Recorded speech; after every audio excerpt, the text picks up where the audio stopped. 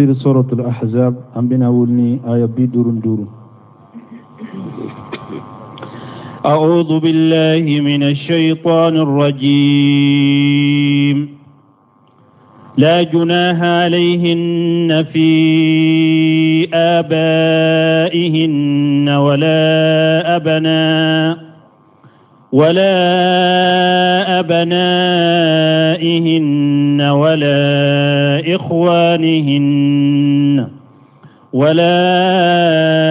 أبناء إخوانهن ولا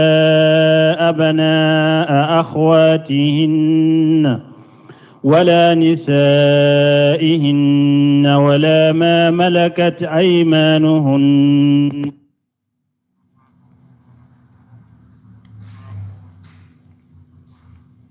كان على كل شيء شهيدا.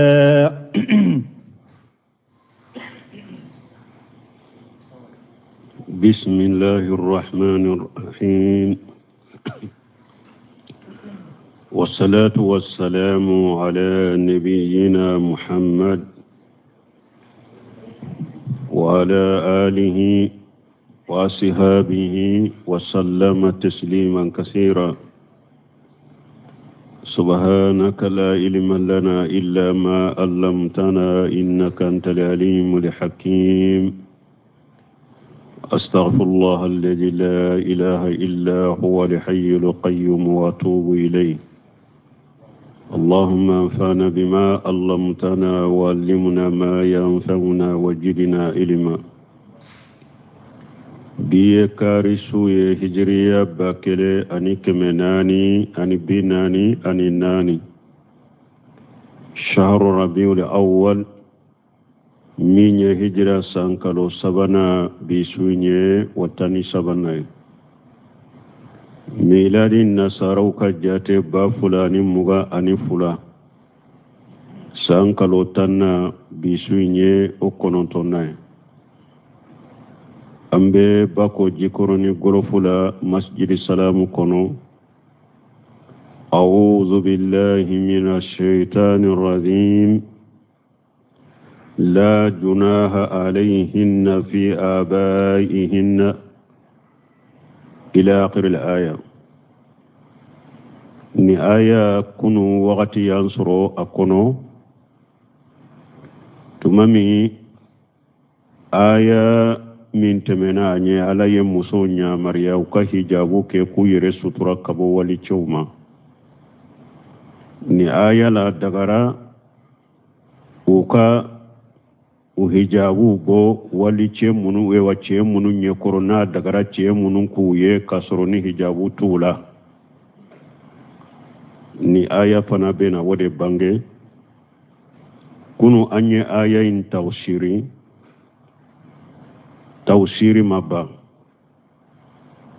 anko tumami ala ye nunu fonni aya kono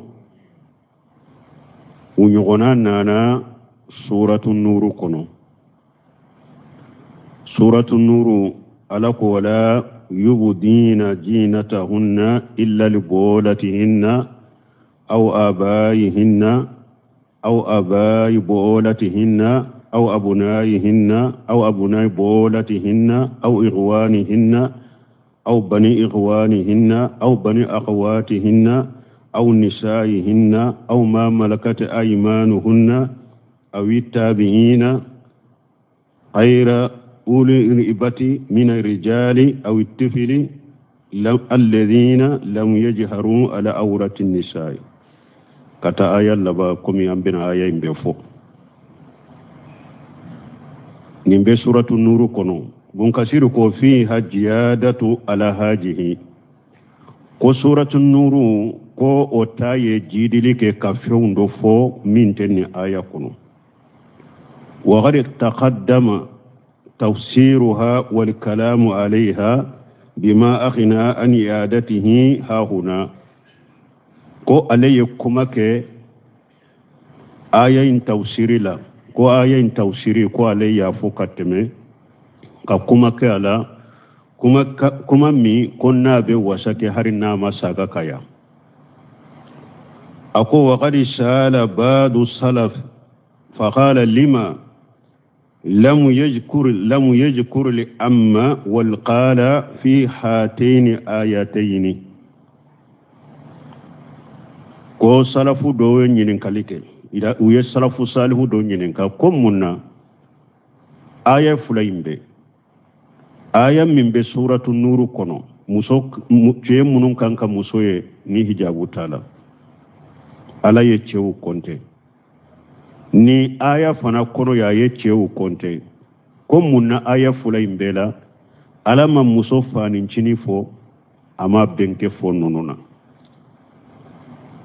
kasur muso fanin cini a binanke a benke a jumara mi de do mais munna aya fulayimbe ala mu togo fo a kono fajaba ikrimatu wa shabiyu ikrimata yajabu din ani shabiyu bi annahuma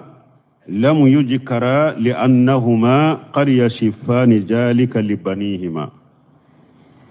ko alaman ni mogo fula fo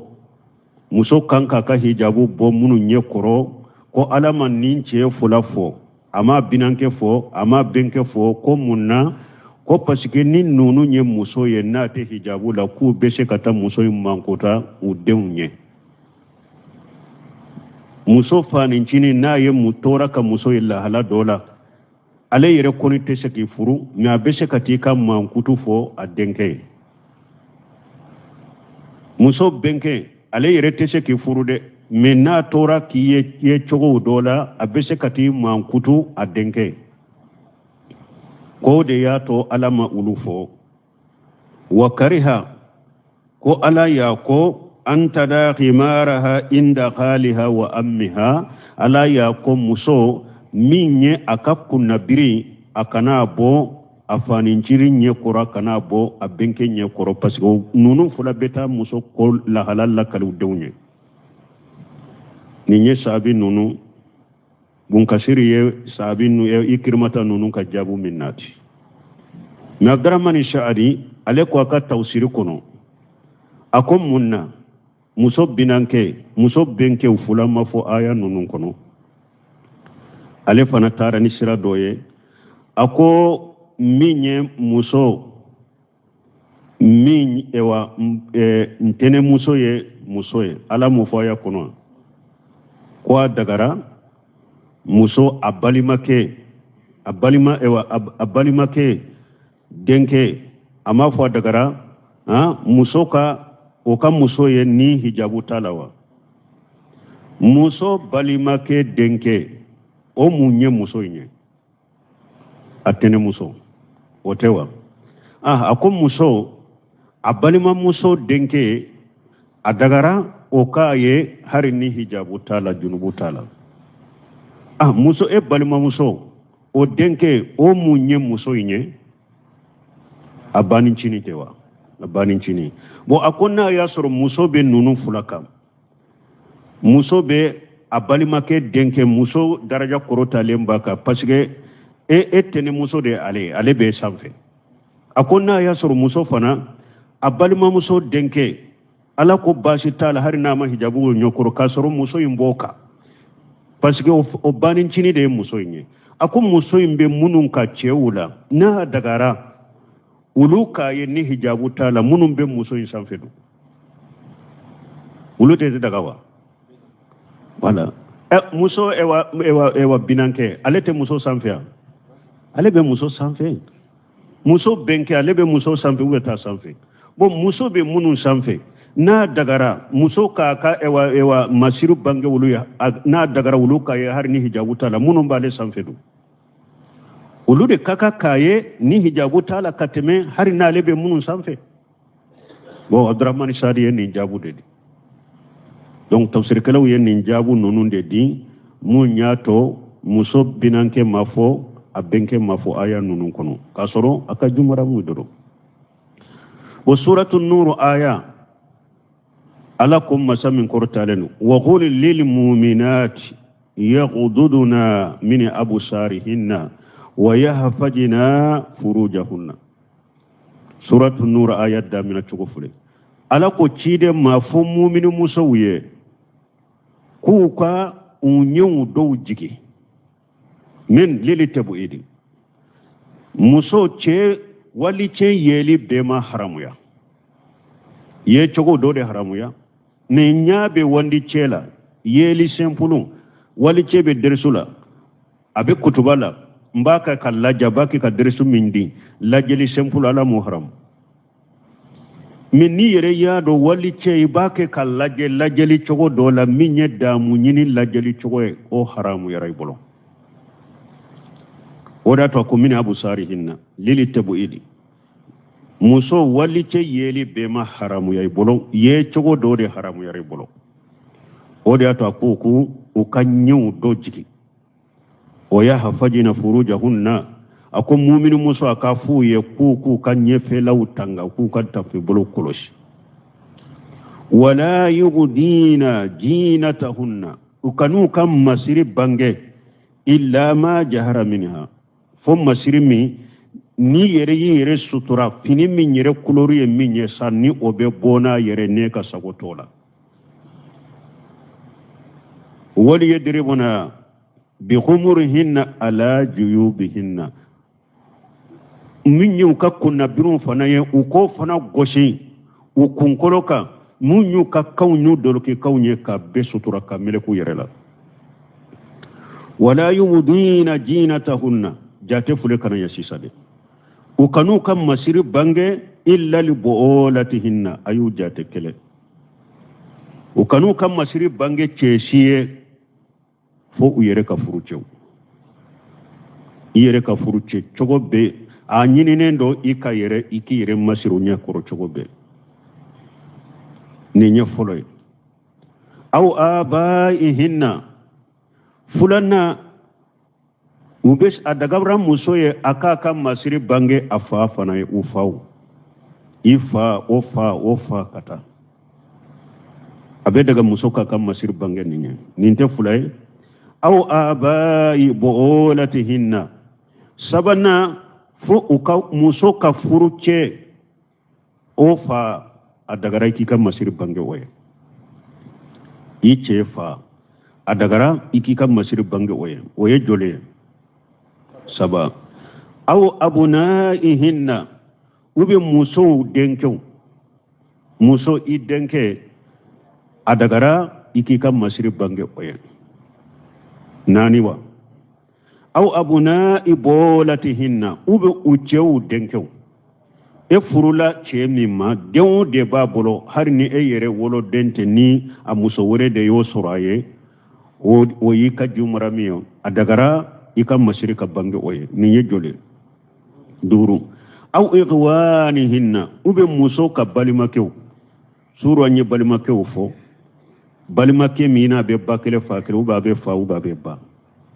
adagara muso ka masir bange nununya joli woro aw bani aghwanihinna ube ubalimakew denkew muso ni che min be bakele fakele ube fa o denke adagari ki kam masir bange oye joli wolon fula aw bani akhawatihinna segina ube muso ubalima muso denkew muso ni muso min be bakele fakele ube fala ube bala o denke adagara o kam muso adagara muso kam masir bange oye segi ninye aw nisaihinna ube umuso dama akera kafir muso akera silama muso adagara nunum fana kam muso ye kam masirila kononto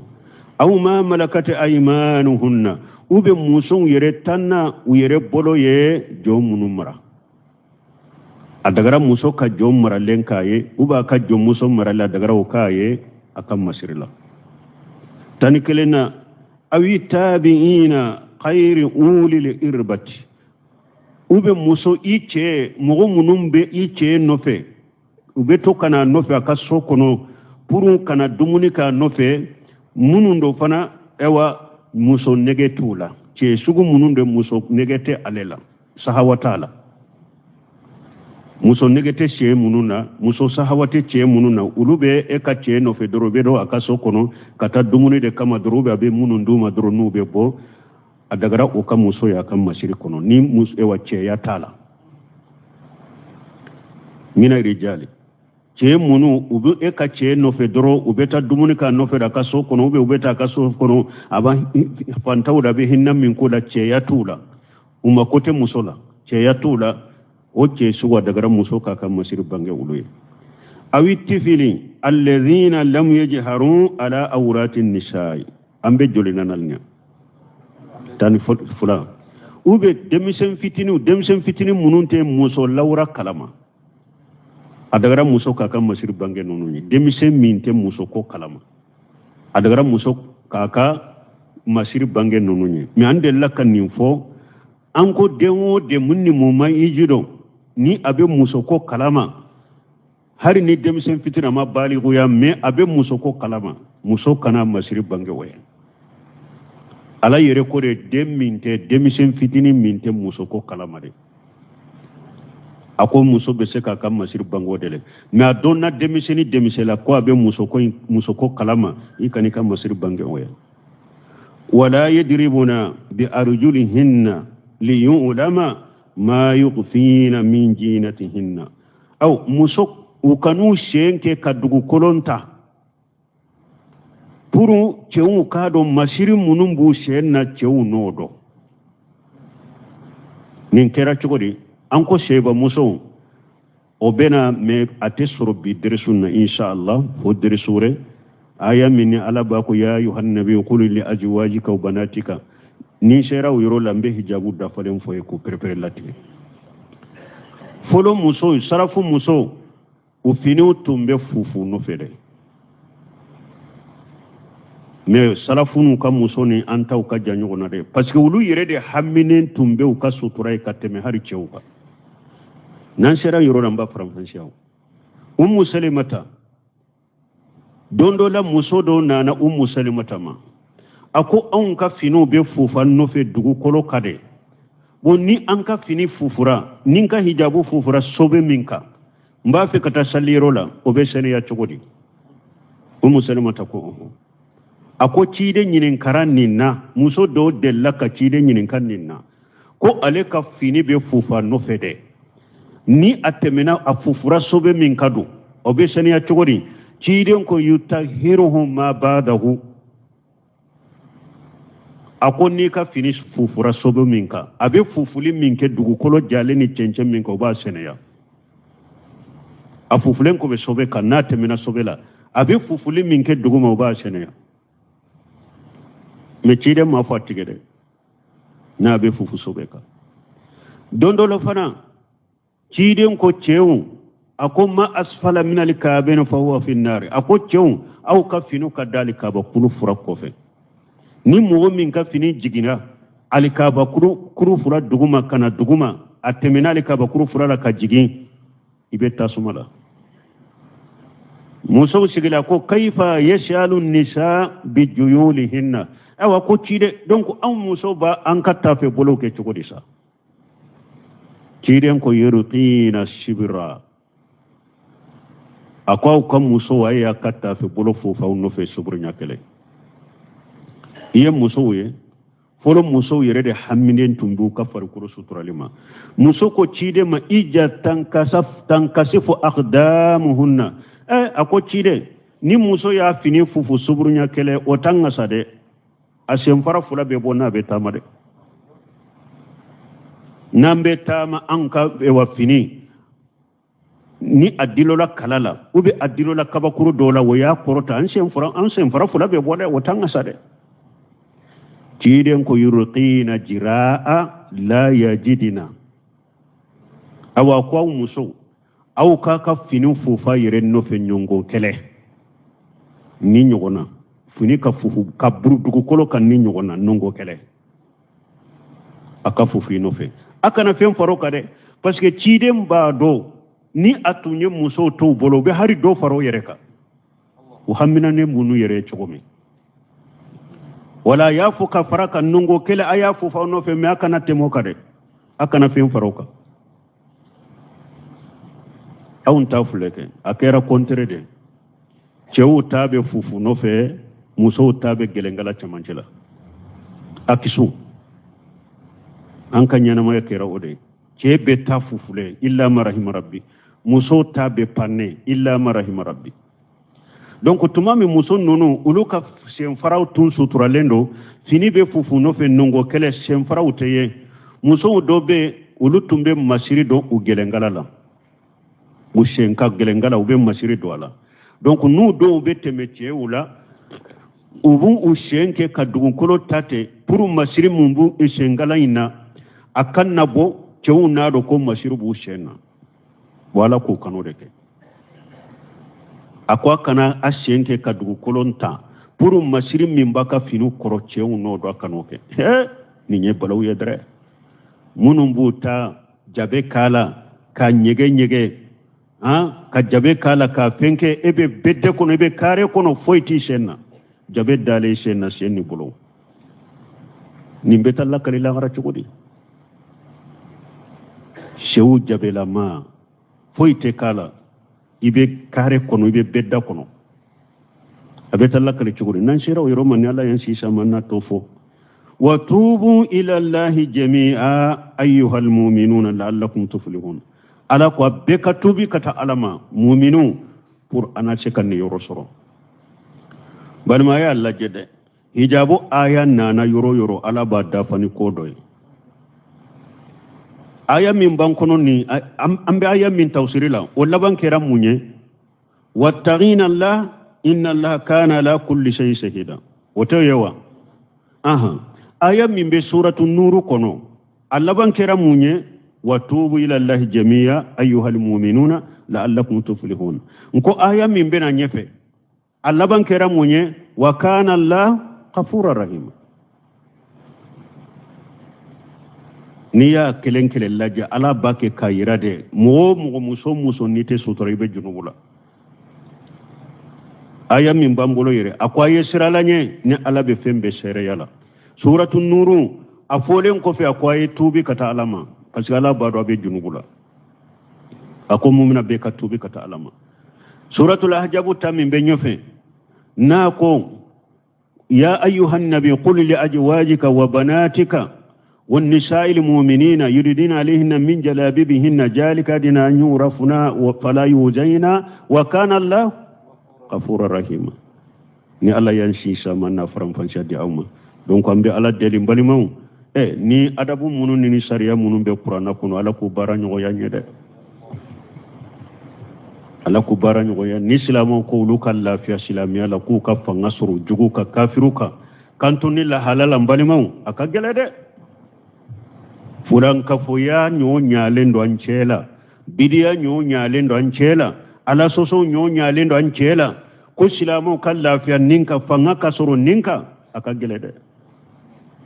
me sagi ko nyuma kata qur'ana ni sunnama ala fahamu salafu salih ala ko no ya silamo yedugo koloka إن الله وملائكته يصلون على النبي يا أيها الذين آمنوا صلوا عليه وسلموا تسليما إن الله وملائكته ألنا كملك يوم يصلون على النبي وبتنونك نبي مكة يا أيها الذين آمنوا صلوا عليه مؤمنون أو فنكا تنونيك النبي مكة كدوا وكاي وسلموا تسليما أكا كسي نيناي كسي مني أكا تشكوسو بنا دفلنو قال البخاري بخاريكو قال أبو لآلية أكو أبو لآلية كو صلاة الله تعالى سناوه عليه عند الملائكة ko ala ka salli ciden ka ko ye ala ka tanuni ni ala be ciden tanu malikaw fe ni ala be ciden tanu sanfe malikaw fe ala ka salli ciden ka ala ka tanuni de do ala be ciden tanu sanfe malikaw koroye wa salatul malaikat du'a abul aliya ko min malikan nunun ka salli ciden ka o ye du'a de ulu be du'a de ke ciden min minya abdurrahman sadi ani tafsir muyassaru ulu be ya ke ala ka salli ciden ka tanuni de do ala be ciden tanu malikaw ka salli ulu be ciden tanu ube duwawu kai fulabe malikaw ka salli ciden ka ube ciden tanu ube duwawu kai wa qala ibn abbas ko yusalluna yubarikuna ko be barika nyini ciden sallallahu alaihi wasallam ka duwawu kai ni barikai hakaja allahu al-bukhari anhuma nin cogola bukhari nin kuma fo ka dilo nin mogo fula ka bo nin mogo fula bolo abul aliya o ko ala ka salli ciden ka ko o ye tanude na ba tanu malikaw fe malikaw ka wa salli ciden ka o ye do awuye guna basu ko ka barika nyini aye ala be barika do ala cogomi wa qala khayru wahid min ahli al-ilm mogo ko doni ke ba wala hari doni ke ba kelente salatu rabbi rahmatu don ko ala ka salli ciden ka ko ala ka nemali wa salatul malaikati al istighfaru ko malikaw ka salli ciden ka o yayya fadeliye wal maqsud min hajri ayati la nyini min nyini ayala anna allah subhanahu wa ta'ala akhbara ibadahu bi manjilati abdihi wan nabiy indahu fil malail ala la nyini munye ala aya ka jon kibariya kaka jon min ye cidenya ka jo akan nabi nyuma jo yoro min ba ye sanfelala ala ye aka jon duguma dugu kolo ka ciden ka monta yanke barane wode bi annahu yushni alayhi indal malaikati al muqarrabin ala ya iranna ko alebe tanunike ciden ka sanfe malikiyaw munun ngere lembe alala ko alebe ala ko alebe ciden tanu malikiyan nununye malikiyan munun be ngere lembe alala وأن الملائكة تصلي عليه أو كم ملكه فنا وبتشيدن تنو وبيدعو كاي ثم أمر تعالى أهل العالم السفلي بالصلاة والتسليم عليه وكفى مغمنو فنا بدعوما على يولو فنا نيامريا كو فنا كدعو كي كتشيدن تنو وكدعو كاي ككوشي نيناي ليستمع الثناء عليه من أهل العالمين أولوي والسفلي جميعا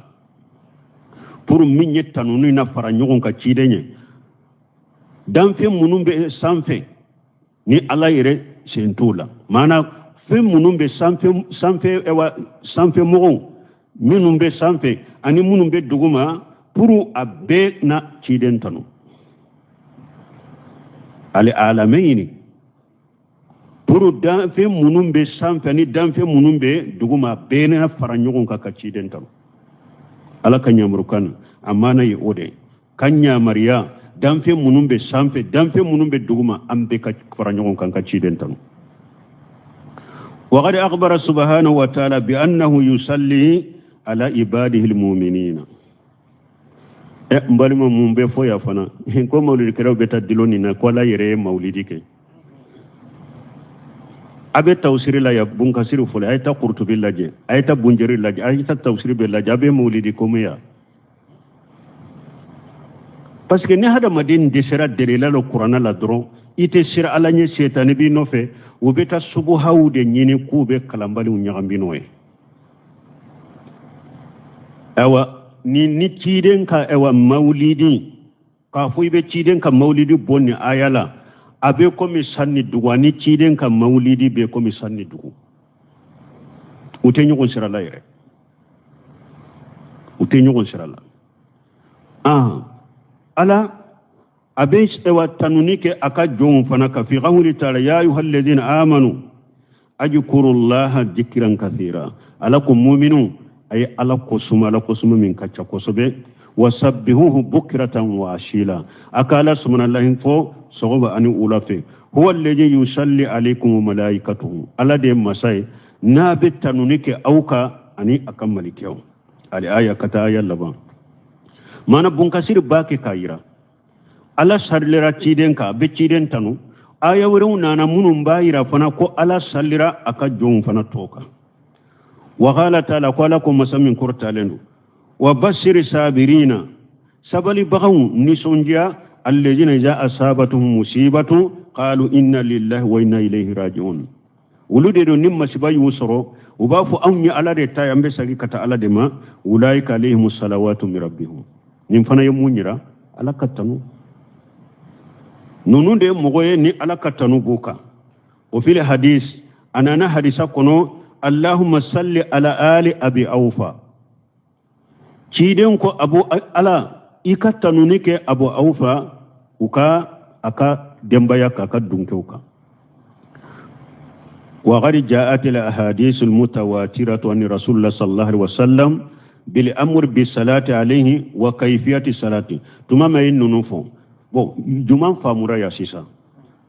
الله سليرا تشيدنكا بو الله سليرا أكا جون توكا بونكا سيريه بودا دو دامايا منون كو الله سليرا تشيدنكا كو الله يري مولودي كي أبي آية كنو يا آية فلا فلا كفويا الله كا جون توبي الله سليروكا الله يبكا مولودي كي سوا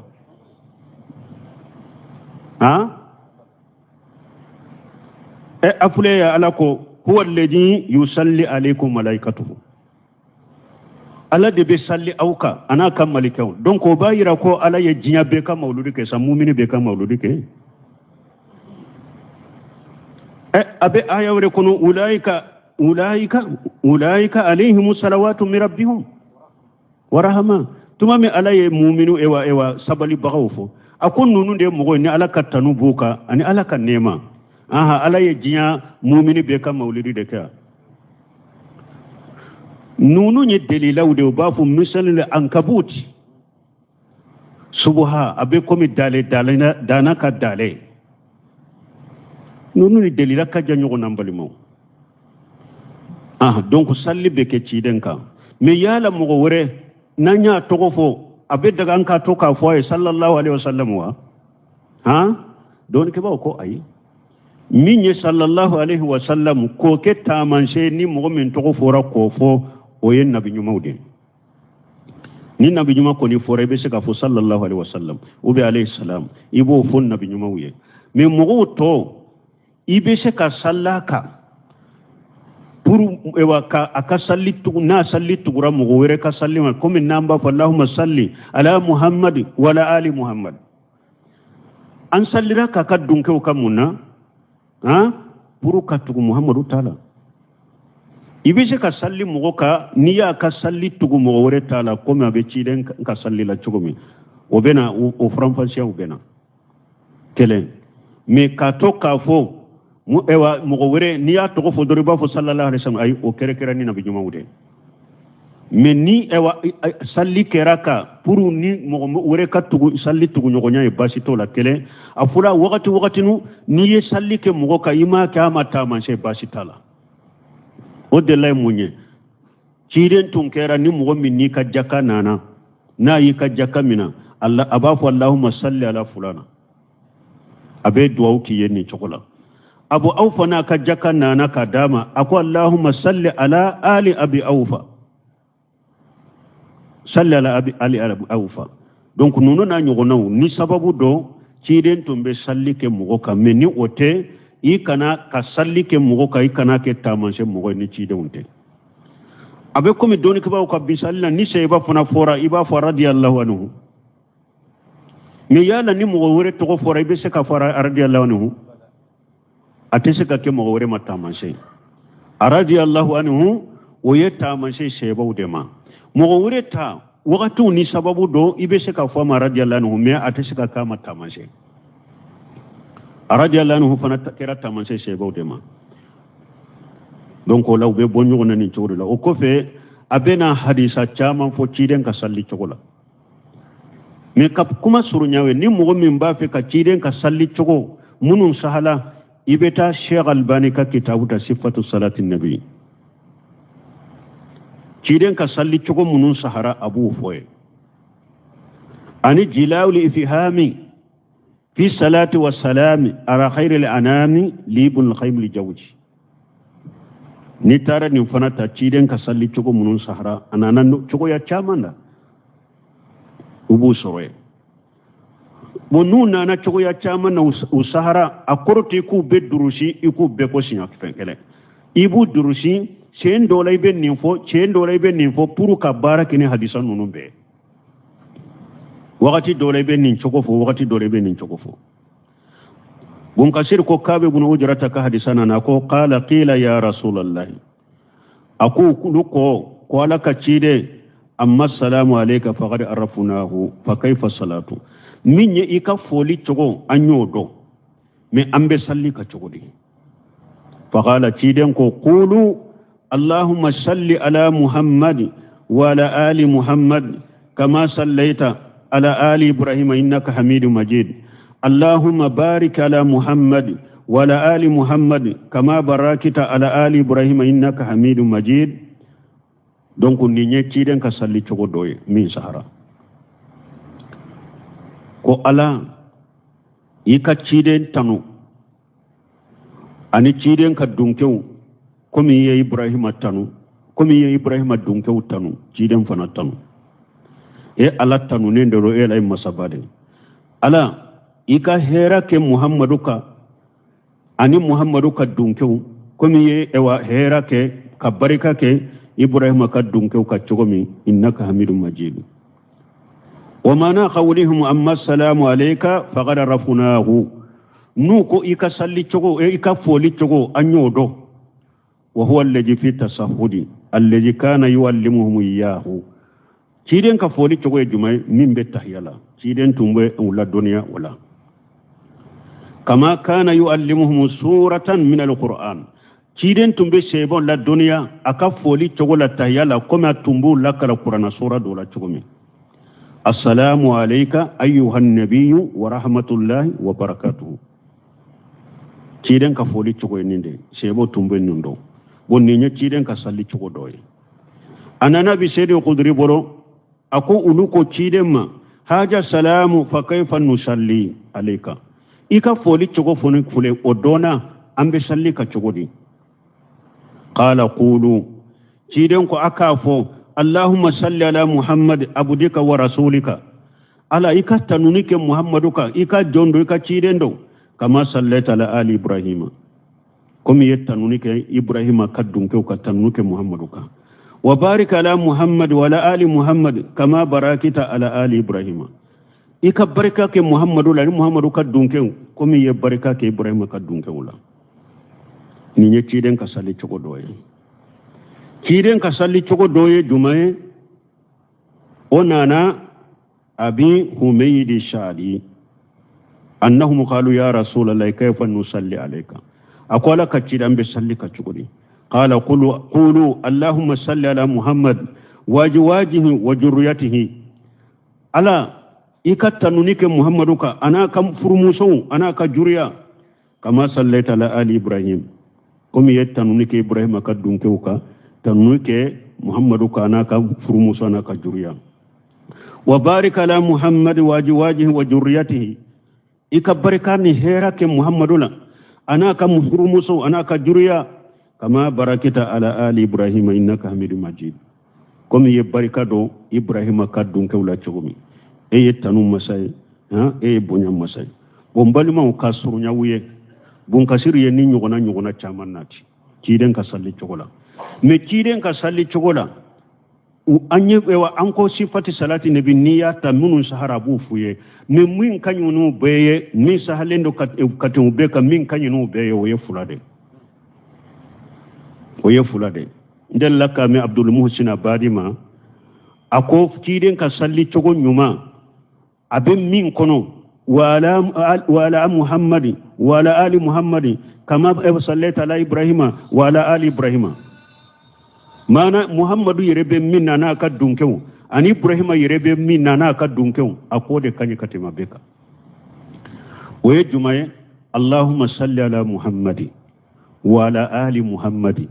kama sallaita ala ibrahima wa ala ali ibrahima wa barik ala muhammadi wa ala ali muhammadi kama barakta ala ibrahima wa ala ali ibrahima innaka hamidum majid ninde kanye katima beka fulanne jumaye ambora minna sisa allahumma salli ala muhammad wajihi wa jurriyatihi kama sallaita ala ali ibrahima wa barik ala muhammad wajihi wa jurriyatihi kama barakta ala ali ibrahima innaka hamidum majid ukon nim fulade sahalendo katime to nim fulade kanye katime toka to be sahalendo de ne nim fulade kanye ciden ka salli cogola sallallahu alaihi wasallam. Ciden ka sallin yoro caman be salli be ke ciden ka sosoli kera yoro juma tahiyya labata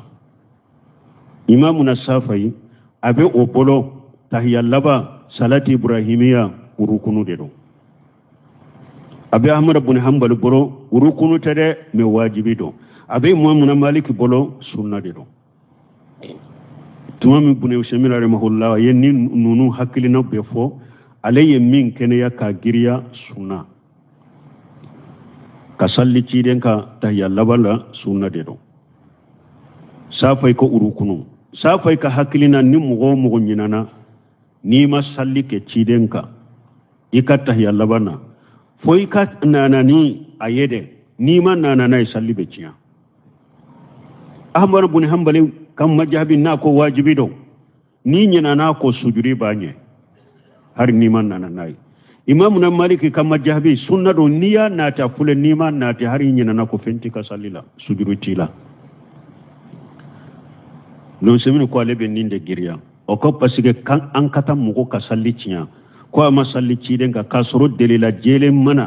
min jelen do kayranna ko salli ta tigiya ko ka gele an ko mugo ka farda ciya ako ka gele donc wala min sahalendo don semi rahimahullahu alayya ke sunna de awa ciden de la kafo ako bagilu ye mugo de mugo mi ni ale togo fora ikoro donc e ma salli aleka wa ciden ka salli fana iba ke yorobe ni ya ke yoro ala balla se ciden ma sallallahu alaihi wasallam donc me balma no boraye salli togo munu be mo gore bo nimbe kelen kele fule parce que nya fon ko bun kasiriya chamande nati ayen kiri chamande nati men ka wakati de tabu akacha ye kuma min fo ala nin kelen kele fule ciden ka salli cogo aba fo kulu aya fo awa nunun de sabatira ciden bulu be mbalmu salli cogo dobe ko salatul fatiha lima ughliqa salatul fatiha lima ughliqa o ma sabati ciden bulu o salli cogo min be fo anofe ngalo fu bidiya yawa ciden ka salli cogo fule de ayirwaye kacca fasamanti caman bula ciden yere ko seba ma kulu ya nyinin kade ambe salli ka cogo da ya fuye me salatul fati mo munum baka ukasira nyema ko ciden ye salatul fati ciden yere de bora madina kana salatul fatiha di alema yayi qajata Allah manama ko nyani nye ko shino ko tada kasoro atigi me nyina na ma bange abange mimba ni ciden ce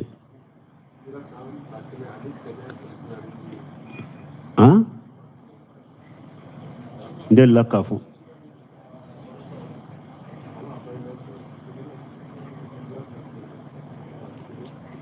isga hijira kemene do tegu hijira samba kele ani kemeni biduru parce que Muhammad ibn Abdul Wahhab woye hijira samba kele ani kemeni tani duru wa alay hijira samba kele ani keme ani biduru ale wolola odela a wolola a tumbe maghribi de fas maghribi ale tumbe ko ciden bora kana ewa salatul fati de alema yayi khajata la mana manyani nya ko sinogote bo aka sira ke ba aka sira munum ba ka sira kasisa nu be ni salatul fatihu fo ube fini jeman fenje fini jeman kunye munye ko ciden bena ko sira intigi nyere bena kulu de be sigi fini jeman ka haja kajibun wa batilu nin galo fu salatul fatihu لما أغلق بديا صلاة الفاتح أبي فوتشغو دي قو اللهم صل على سيدنا محمد الفاتح لما أغلق والقاتم لما سبق ناصر الحق بالحق الهادي إلى صراطك المستقيم على آله وعلى آله حق قدره ومقداره العظيم صلاة الفاتحة فلان دمبالمو ko cide ñindi alema yayi xajata lama nama kasoro cide harisa joli sebaw ya ñinin kambe salli ka cogodi aya feŋo feŋ fonnin tula ko cide ñaado ko ni salatul fatih min fulani ñe abubakari te sa koro umaru te sa koro usmana te sa koro ali te sa koro sebaw to te sa koro ale de be sa koro ko aya la sago ale ñe ale bangene keme bakele ani keme ani bi duru kata fo kata a baliguya fo kata hakili dola parce que aye sira wolon fula na de fule aka terika tigu be minka sino aye sira wolon fula de ke abedo ni sira la kabo abedo ni sira la babila abedo ni sira la wolon fula na de fulu boro ni ala ka jamal labana oka ko ciden nana di alema mbalumu ciden fatura amako yere ciden fatura amako sebon maseka ciden sudo nyema masoro uye tile sabake nyema nyini dela ubenna abubakari ma mogati mi ka ke nyema yede uye ciden ko ka kasanke ka sallaka ka sudo ciden fatulen ko fe na tumbe se ka kuma afulen asufulen nunun korom madina suma do yere folo munna cide makuma seybon ayi abubakar ke nyemay akin sutura aforawa asu dalembe munun koro fatumata ciden fatulen ko fe fatumata tara abubakar fe ko am fa ka cinye attila abubakar ko cinye te ifala nyame ifala akon nabi nyumon cinye tauna de nanye min to abeke sadakati de fatumata tumannin famu addimna na abubakar koro na ya soro ciden be kuma atumbu koro madina de munna ama boka fonde fatumata ciyeti bolo sebon kele chaman do na sebon nyogonche alil mawiya nunun kele aisha yere kam nyame takata kele dola yawmal jamalu seba min tora ala akacha ni ciden tumbe sheka kuma o fitna no kele munun kera cebonu nyogonche ciden te boka kuma amme ciden makuma nimbela samba kele ni kode ciden be bo aka kaburu kono kana emaya kana salatul fatiha di ema nyeni nye sinogote e mbali mo yebe munun fo no fetugo agida jumambu bolo ni sallila afolo anna rasulullahi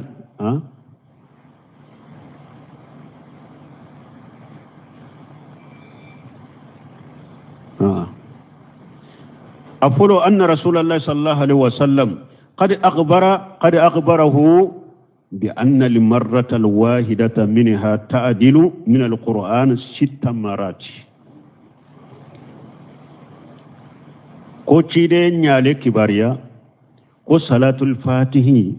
ko asinya kele ko abebe qur'ana sinya woro dema ni nyakuma fuloy ko salatul fatiha ka fo sinya kele ko abe komi iye qur'ana kala sinya woro ani qur'ana sinya woro de be nyona wa anna rasulullah sallallahu alaihi wasallam qad akhbarahu marrata thaniya kum sinya fulana ko cide nyale kibariya bi anna li marratan wahidatan minha tadilu min kulli dhikri wa min kulli du'ai kabirin aw saghira wa min alquran 6000 marrat ko sinya fulana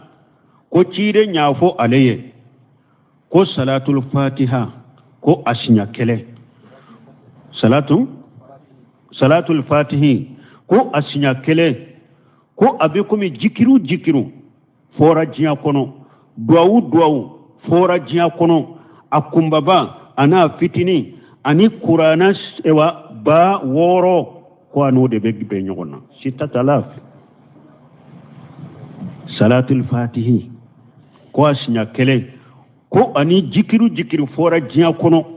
ani duwa fora jiya kono kumbaba na fitini ani qur'ana ba woro ko salatul fatihi kele no de be nyogona ko parce que jikiru min do jawaril mani jikiru de do ako wa anna al fadila la yuhsal biha awa ko salatul fatihi fana niya yiridu chogo fasamantiya min be salatul fatihi ridula ko yito sorode illa bi shartan yakuna sahibuha majunan min tilawatiha wa haja yani tasalsul nasabi ila ijni hatta yasili ila ahmad tijan ko ewa mugote salatul fatihi baraji soro niya yiridu to ita baraji soro de fo akasoro minye iridu indi ema niya atalela katalela fo kata da terigatigi nyerema ale yiru tamim bolo kata mo wore bolo kata fo kata terigatigi ma konni ewa iridu indira mo mi manini israye ko de be baraji soro e de be fasamanta soro ka iridu la ko me iridu ma di mo mi manin chogola konni e ya iridu chogo ko ita ka fasamanta soro ako wa anna hadhihi salatan hiya min kalami Allah ta'ala bi manzilati al-ahadith al-qudusiyyah kunni sallimin fulani salatul fatihi ko alaka kuma kono ko abe ko mi hadith al-qudusiyyah ko salatul fatiha misaliya be ko mi hadith al-qudusiyyah de wa anna man tala salatul fatihi 10 marrati koni mugo salatul fatihi koni eya kala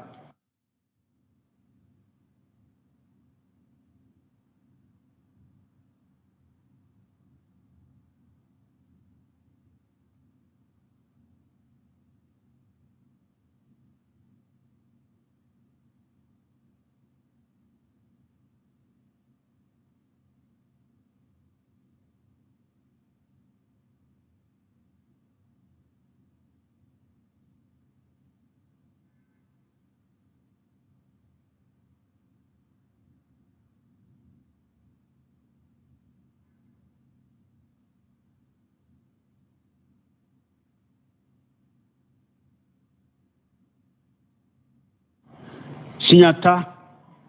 law asal arifu billahi kuni mugo min be ala do hari nu o balola alfa sana ba kele samba kele ko hari ni ala donna minyo balo wala mu yeji kuruha ko na masalatul fatihi ke kana aksara sawaba minu ko e ka baraji be chaya katimatigika o man qaraha marrata koni mugo minye salatul fatihi koni ya karashnya ke kufirati biha junubuhu walau ujinati lahu 6000 min kulli tasbih wa du'a wa dhikri wa ghafil kauni ko koni mugo mi salatul fatihi ni ya karashnya kele ko abika junubu be yafa ko harin na yasuru ko eka junubu harin na yasuru eka junubu ولو وجنت له 6000 من كل تسبيح ko sumadani subhanallah fo be hari nuyo onyo na pesiyede asi awa abaworo wa du'a ani ani du'u wa jikiru ani jikru wa ghafil kauni afin mo fen kera jiya kono mana subhanallah siya be baworo ni mo mi nyofo ani mo mi nye du'u ke du'u be jiya kono jikiru be du'u kono yewa jiya kono ko e salatul fatiha sinya kele ko abe ka junubu yafa ko hari nini alu nunum pese ko abe giriya katemuka tumami nin kuma fora bena kuma imbo yorofo nye kuma munun fo nin chogola ndenu bo yorofo donke ba munun nyofo tumamu yen nin kuma unatite uko aqulu mbafo wa fi haja tajharu dalilatu القرآن دلالة القرآن أكون نقرأ نك دللا ببانغانية alaka kuma kono masammin kaba kurtale nako fawailu lilladhina yaktubuna alkitaba biaydihim thumma yaquluna haja min indillahi lisaru bihi samanan qalila kata aya laba ni aya delila be bangen nununka ni alako ako halaki be mogoye mogo munum be kitabu do sabe nu bolowye ube sagi kafo ko ninde bora alafe puru uka jiyan nafa fitinu kulu soronai alako halaki be nunna janga kata be nunna ubodo ye sabele mun sabe kon nin kuma sabati lembe ni aya sabati lembe ninti duka alakan kisala kantanga nin kuma bora majmu fatawa lajnatu daimatu bi saudiyatun al mujalladu salisu wal 20 li aqidatu lajna daima li boshi ilmiya ukam majmu fatawa mimbe ajiju muga ani sabanna aqida yoro nin kuma nunumbe foyende alakan kisala kantanga balmo awa ciden ka salli cogo fule anya fo cogo min ni mo min kalana ta sifatu salati nabita li Sheikh Albani munun sahara abu fuye mi salatul fatih min fule ninye bidiya ngalo lesritala mo min nya ke baraji denkelentiye ala man ahdasa fi amrina haja ma laysa minhu fa huwa raddu wa fi riwayati man amila amala laysa alayhi amruna fa huwa raddu ciden ko nin dina ni ko kura doala ko kura mi ale mi nyamara lay ka barabe sagima na cogo dola ni mugo ye barake barami ni ale be nyi nyamara abe sagima an inte salatul fatih wa ayen nin dode ko munun fula no fa yudo ya la silama min hakli bila ibe sonunuma dawa salatul fatih fule akida min bo atigila anofe ufule bidiya ngalo fu barajite mogola lay kanake tiren ka sali tugote ama fo sebaye hari hadisa de futala ko modo fiele ko tiren borale ka kabur kono kanadi ale manyana sinogote nambora o yorola ko wure mun be tiren ka sali chogola hari mushriku yere ba kono abe mogo chaman bolo bu dambe kata silamiya na alimamiya ma ani mori denya ani mori karamoya no o kitabu mbu bolo kome qur'ana o fane kitabu jumay ko al burdata li bushairi kitabu al burdata li bushairi ayimmati ahli sunna mogo kan nyema baw uye aradu bele bade ken nin kitabu kata bunte mi anu Sheikh Muhammad ibn Abdul Wahhab nunu kata ewa Abdul Muhsin Abari kata Sheikh Salih Fawzani kata Sheikh Muhammad ibn Salih Usaymin mugo ye aqida karamugo ni sunna karamugo baye abiye aradu ken nin kitabu ka burda uko burda manka kala yere mugo ku yoroma janya kabo burda ma akana kala parce que niya kala ube bake ka kala ndewna hari bi bake ka burda chari hari bi bake ka fanga dama hari bi bake ka mogo marasanai akana kala yere de pew mogo ku yoroma jajan burda karalima baytu be burda kono shirikul akbar mukhraj min al milla fulan ka faya kumba bawde de be mogo labo islamia kono hadisi mawdu de be burda kono hadisi defu ba kono mogo ki yero ma janya ka bo may kana kala de kana fo ko iba kala ndewma do ba fo ko lugaw de ba kono luga be kala kitabu wore la minte burday ay burda toy aya yoro ma janya burda mallew Sheikh Abdul Muhsin Abadi adelaka burda karaka dirisu dola yoro danje munum bala yoro chiale munum bala ka danje baw tomo ko fo dirisu la ko mogo ku yero ma janya made kitabu don balima manyi de mais o kitabu tumbe mogo do bolo ewa jamana in kono hari bi kitabu mbe mogo do bolo jamana in kono hari qur'ana tu bolo chogola uba kala chogomi uta hari qur'ana kala o chogola ewa hari nin kuma meto be abu toro de me aw nya fo chogoma amma ko bola qulu mutu bi ghayjikum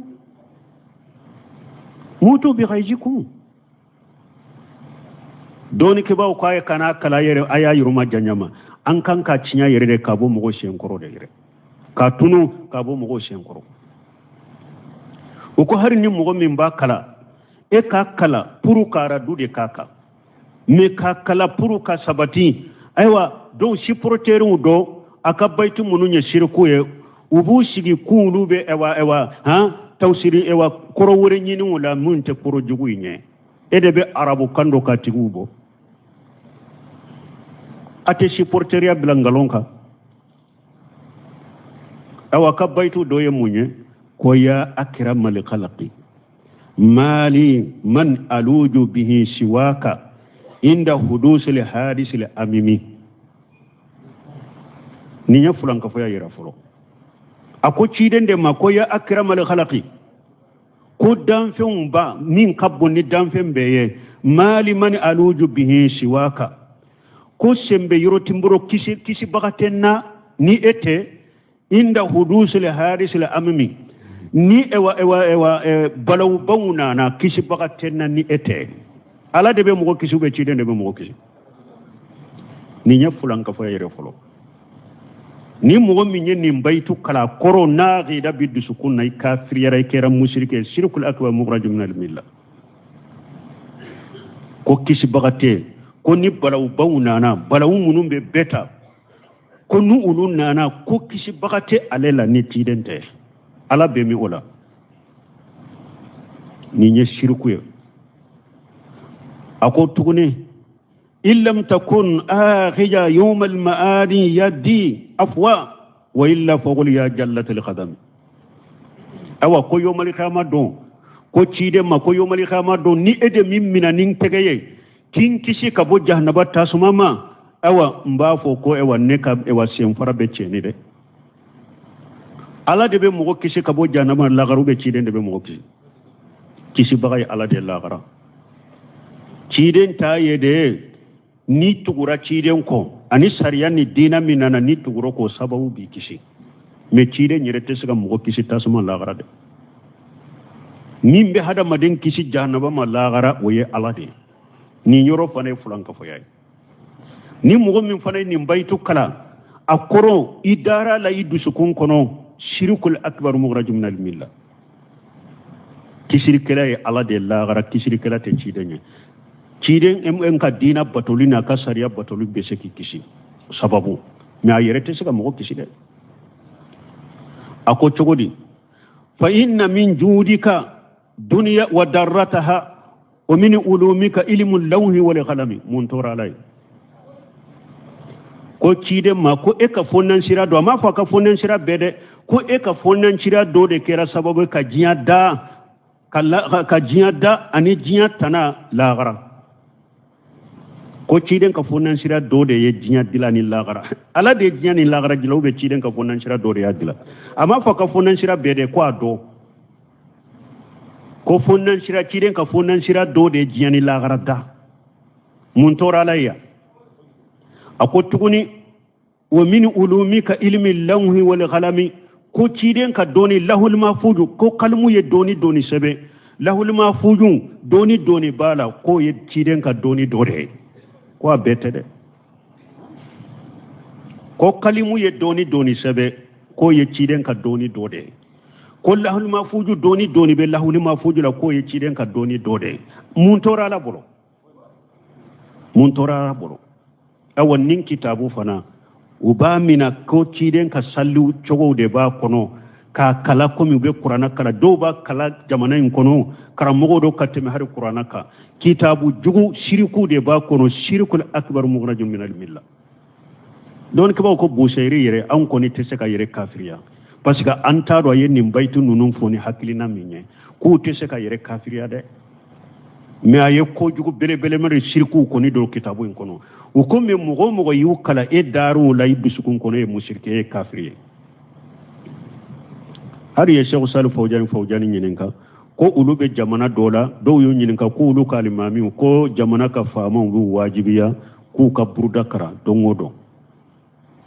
bo ko ulu ya fo alimami yo ko burda kala de ku ka dabila ko alimami ko ayi fama de ya awajibiya ulu ko fo ulu ka kala de akwaye konan ja ku ye ka burda kala li dabila la ta ta limakhliqu fi ma shatil qalim mogote damfen bato dammasa kutalila ako numa burda kalali dabila ayu ko fe salli toye akana sallu ko ayu ka ko fe salli toye numa burda kalali dabila donc mbaluma antumbe ciden ka salli yoro comme ambo yoro la wodi yato bunka siri yere ka kuma chamani harisa chamambe nyoto yebi parce que ciden ka salli chogo fana ninko babula ninko su bambulo jamana kono ya anya hakli jigi do kun doni kula salatul fatihi lima ughliqa akana ke bidia fili buruda aya yere korosama akana kalande wala kalala kana mo wala kalala ate daga mo ka kur burda kala aya yero majanyama min tenya kalali ko akalai kara dude kaka mi kakala ko iba defa yoro munum be akoro ko ebe profite ko ibu koro ke yoro ko mo ma wa busheire ka kuma nunum famu de menen mu koro de famu koro ni ebe tetta yoro juma nyini karabu yerebo ni mo ka kando chogo chogo be se ka do ka yerebo si porteria ngalonga ebe se ka busheire ka kuma la nyino do ka mamuru bu wahabu nunumbo ka shewul sala bun temiya nunumbo ka hamana bun hambali nunumbo ede be arabu kando ka temen nununka la hawla wala quwwata illa billah alakan kish alakan tanga donc jamana yi alaka tanga laka koroshi minye mbalimo ni aqida nyuma ala fahamu salafu ala kono ya jamana nyeda e way maharin li mawlidin la do be tan nin qasida wude fo ode yato doni ke ba ko mawlidi kene do shirku be yala yare parce que mawlidi kene do be dama kasini cide nyede mawlidi kene do be nin qasida wude be kalay nin kasida be kala mawludi kere mawludi keneka aba kala mbaga boro fana usahallende do uagida ba du sukun kono ye mushriko be mushrikete odiya to doni ke ko mawludi kala bete choko kala nyakoy mawludi kala do be mawludi yere kono shirku bala nko do be do bolo yere ko mawludi kolo mawludi misi munum fagara saga munum fagara o kolo o be boro fa o fana la kana susu koy ika fara ika baloka ko abe barika do ala abe hera sama kanima abe tora nyone ka boy ka shirku yenni nyube shirku tenni jiwu bala shirku yenni nyube shirku tennu nunya mbena ka kuma law me sunna karamogo mbenu mawul inshallah ni sallu wala mbe letiri chuma parce que bidia mo ya fawu yede ku be labaka korosu dawma ya abe sense abake ka sense ka toma de ala kan tiskantanga subhanakallahumma rabbuna bihamdika ashhadu an la ilaha illa anta astaghfiruka wa atubu ilaik تفسير سورة الأحزاب أمبنا ولني آية بيدورن دورن أعوذ بالله من الشيطان الرجيم لا جناح عليهن في آبائهن ولا أبنائهن ولا إخوانهن ولا أبناء إخوانهن ولا أبناء أخواتهن ولا نسائهن ولا ما ملكت أيمانهن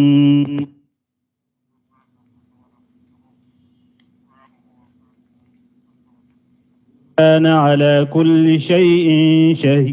شهيدا